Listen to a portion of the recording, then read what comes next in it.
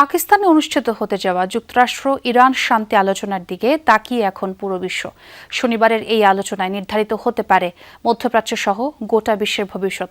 কড়া নিরাপত্তার চাদরে এরই মধ্যে ঢেকে ফেলা হয়েছে ইসলামাবাদ ও রাওয়ালপিন্ডি।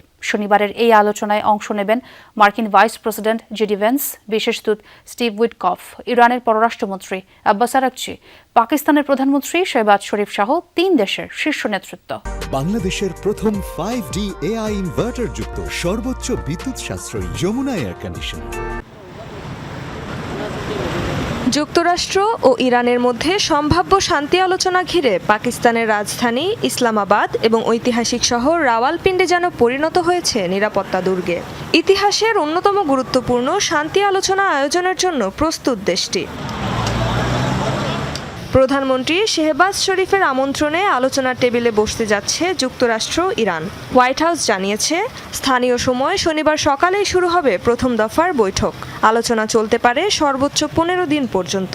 ফলে দীর্ঘ সময় ইসলামাবাদে অবস্থান করতে পারেন প্রতিনিধি দলের সদস্যরা। শনিবারের বৈঠকে মার্কিন প্রতিনিধি দলের নেতৃত্ব দেবেন মার্কিন ভাইস প্রেসিডেন্ট জেডি ভ্যান্স। এরই মধ্যে ইসলামাবাদের উদ্দেশ্যে রওনা দিয়েছেন তিনি। সঙ্গে থাকছেন বিশেষ দূত স্টিভ উইটকফ এবং কূটনীতিক জারেড কুশনার। অন্যদিকে ইরানের পক্ষে নেতৃত্ব দেবেন পররাষ্ট্রমন্ত্রী আব্বাস আরাকচি এবং পার্লামেন্ট স্পিকার মোহাম্মদ বাঘের কালিবাফ। পাকিস্তানের পক্ষ থেকে অংশ নেবেন দেশটির প্রধানমন্ত্রী শেহবাজ শরীফ।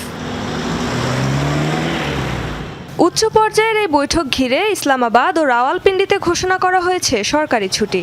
সেনাবাহিনী ও স্পেশাল ফোর্স মোতায়েনের পাশাপাশি গড়ে তোলা হয়েছে পুলিশের এলিট টিম, রেঞ্জার্স, সিটিডি এবং গোয়েন্দা সংস্থাগুলোর যৌথ নিরাপত্তা বলয়। এছাড়া সামরিক যানের বিশাল বহর নিয়ে ওয়াশিংটন থেকে সেখানে পৌঁছেছে 30 সদস্যের নিরাপত্তা দল। রাজধানীর সেরেনা হোটেলে অনুষ্ঠিত হবে এ বৈঠক। নিরাপত্তার চাদরে ঢেকে ফেলা হয়েছে গোটা এলাকা। এমন একটি সংকটের মধ্যস্থতা করছে পাকিস্তান, এতে আমরা গর্বিত। আশা করছি আলোচনার মাধ্যমে সংকটের দ্রুত সমাধান হবে। পাকিস্তানের একদিকে রয়েছে প্রতিবেশী ইরান, যার সঙ্গে সম্পর্ক বেশ জটিল। তেহরানের সঙ্গে আবার পাকিস্তানের সুপার পাওয়ার মিত্র যুক্তরাষ্ট্র এবং আঞ্চলিক মিত্র সৌদি আরব ও তুরস্কেরও বিরোধ রয়েছে। ফলে তাদের জন্য পরিস্থিতি স্বাভাবিকভাবেই জটিল। বিশ্লেষকরা বলছেন, দুই পক্ষের সঙ্গে নিয়মিত যোগাযোগ রেখেছেন পাকিস্তান সেনাপ্রধান আসিম মুনির।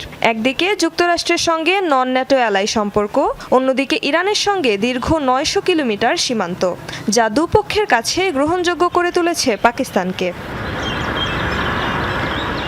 রেজওয়ানা সাইমা, যমুনা নিউজ।